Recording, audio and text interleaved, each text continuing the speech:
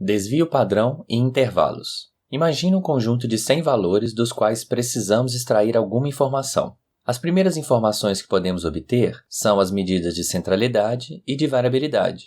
No caso aqui, calculamos a média e o desvio padrão.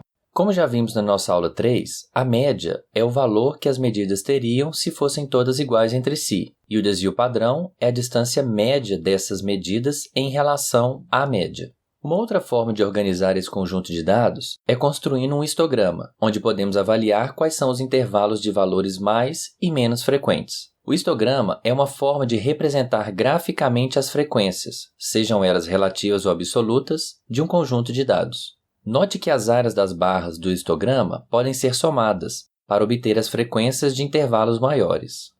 O histograma é uma representação grosseira de uma distribuição subjacente, que nós não conseguimos amostrar, porque para isso necessitaríamos coletar infinitos valores e calcular as frequências para intervalos infinitamente pequenos. Porém, para distribuições de variáveis contínuas e teóricas, como a distribuição normal, nós podemos desenhar essa linha suavizada e calcular frequências relativas de quaisquer intervalos numéricos.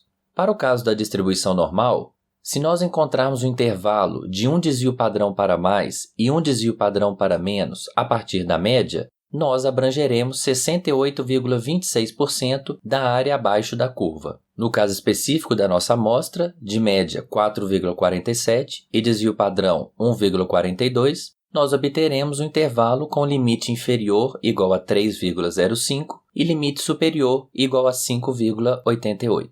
Se andarmos 2 desvios padrão para mais e 2 desvios padrão para menos em relação à média, abrangeremos 95,44% da área total abaixo da curva. E se diminuirmos um pouquinho o tamanho desse passo, para 1,96 desvios padrão para mais ou para menos, vamos abranger exatamente 95% da área, que para o caso da nossa amostra, fornece um intervalo com limite inferior igual a 1,68 e um limite superior igual a 7,25.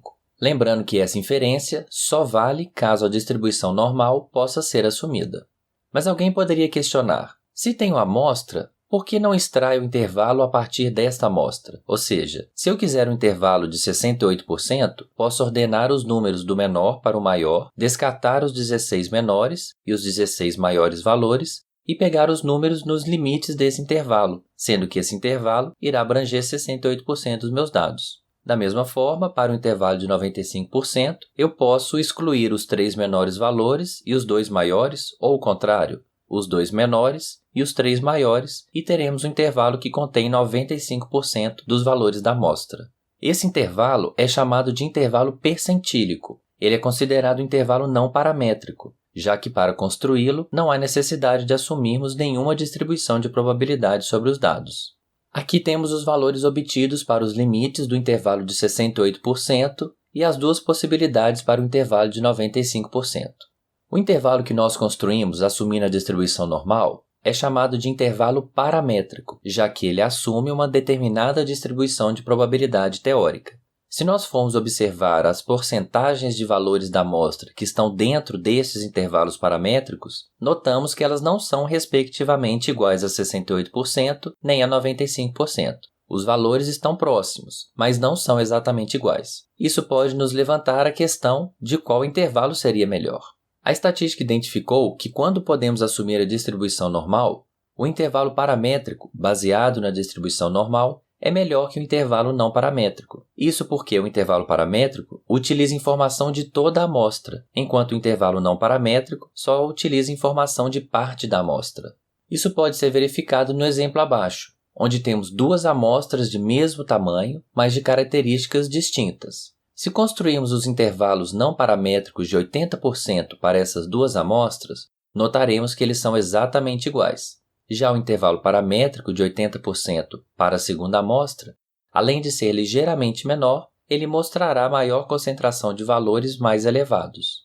O intervalo paramétrico possui um foco na inferência para a população e nas possíveis amostras que poderiam ser retiradas dessa população, enquanto o intervalo não paramétrico possui um foco na descrição daquela amostra específica. Outra vantagem do intervalo paramétrico é que nós podemos calcular intervalos contínuos de qualquer tamanho, sejam eles de 90%, 95%, 95,5%, não existindo restrições. Já o intervalo não paramétrico fornecerá apenas intervalos de tamanhos discretos e que dependem do tamanho da amostra. Por exemplo, no nosso caso anterior, onde só temos um tamanho amostral igual a 10, só podemos construir intervalos múltiplos de 10, como 100%, 90%, 80%, não sendo possível construir intervalos de 95%, por exemplo. Os intervalos paramétricos também podem ser aplicados a amostras pequenas, de 10 ou 15 valores. E por último, para a construção do intervalo paramétrico, precisamos apenas saber a média e o desvio padrão. Esta característica é interessante quando formos construir intervalos de confiança paramétricos sobre um parâmetro populacional. Atenção! Esses intervalos que vimos aqui não podem ser chamados de intervalos de confiança, pois não estamos fazendo nenhuma inferência para nenhum parâmetro populacional. Eles são apenas descritivos. Porém, o raciocínio desenvolvido aqui é essencial para entendermos a construção de intervalo de confiança para um parâmetro, assunto que veremos nas próximas aulas. Até lá!